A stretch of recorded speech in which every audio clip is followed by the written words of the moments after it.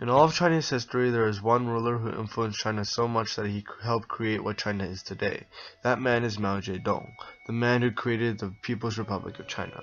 His mistakes, his errors, his message of social and essentially racial purity, and even his victories will define China for the half of the 20th century and for the 21st. He first made headlines when he created the People's Republic of China in 1949. His communist ideals and fear of Western influences would guide China's foreign policies for decades. However, he would soon be vilified with the Great Leap Forward. In this argument, Mao and his supporters want to increase farm and industrial output. He argued for collectivization, or the forced pooling of peasant land and labor in order to increase productivity. His opponents, however, argued for increasing incentives for production, which would help farmers. Mao and his supporters won and implemented the Great Leap Forward in 1958, and it continued to grow to 1960. However, problems arose in 1959 to 1962 when approximately 30 million people died due to starvation or a combination of malnutrition and disease.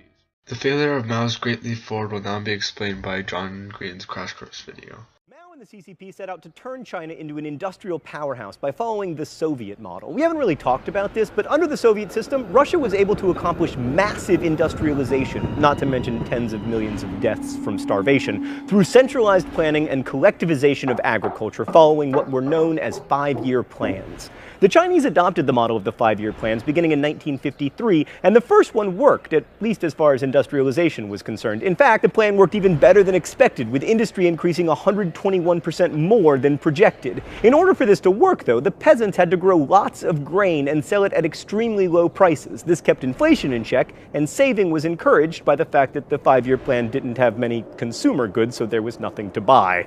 For urban workers, living standards improved, and China's population grew to 646 million. So far, Mao's plan seemed to be working, but there was no way that China could keep up that growth, especially without some backsliding into capitalism. So Mao came up with a terrible idea called the Great Leap Forward. Mao essentially decided that the nation could be psyched up into more industrial productivity. Among many other bad ideas, he famously ordered that individuals build small steel furnaces in their backyard to increase steel production. This was not a good idea. First off, it didn't actually increase steel production much. Secondly, it turns out that people making steel in their backyard who know nothing about making steel make bad steel. But the worst idea was to pay for heavy machinery from the USSR with exported grain. This meant that there was less for peasants to eat, and as a result, between 1959 and 1962, 20 million people died, probably half of whom were under the age of 10. Due to the enormous negative impacts of the Great Leap Forward, the Communist Party was criticized and Mao was forced to step down as head of state and withdrew his leadership from the CCP. From 1961 to 1964, China implemented more moderate economic policies which helped improve the depressing economic situation. However, Mao's influence did not end with the death of the Great Leap Forward.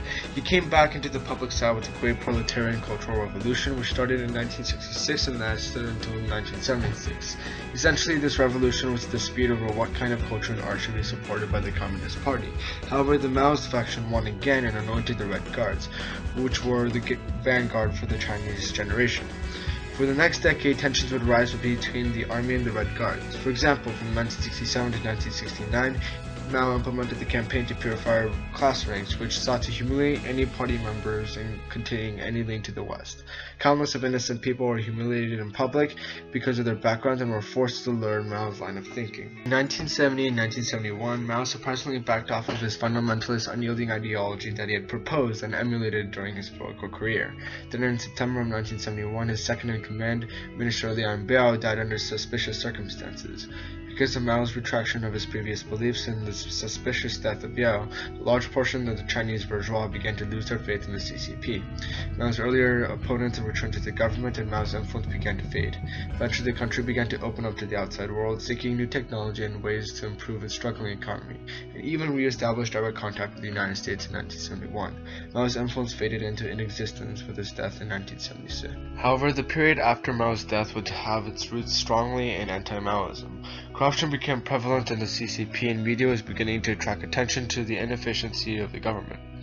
Protests demanded more democratization and an end to corruption. While the party tried to control the students that demanded change, the protest views would eventually be adopted by China itself. In fact, it was Deng Xiaoping who helped usher in a period of economic reform.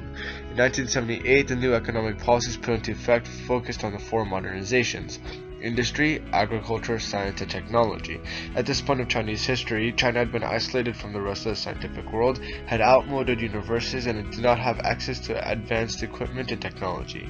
The Chinese government then gained support of the United Nations Development Program in 1978. The projects included establishment of overseas on-the-job training and academic programs and processing centers at important government units. China was then able to be included in the World Bank and the Asian Development Bank.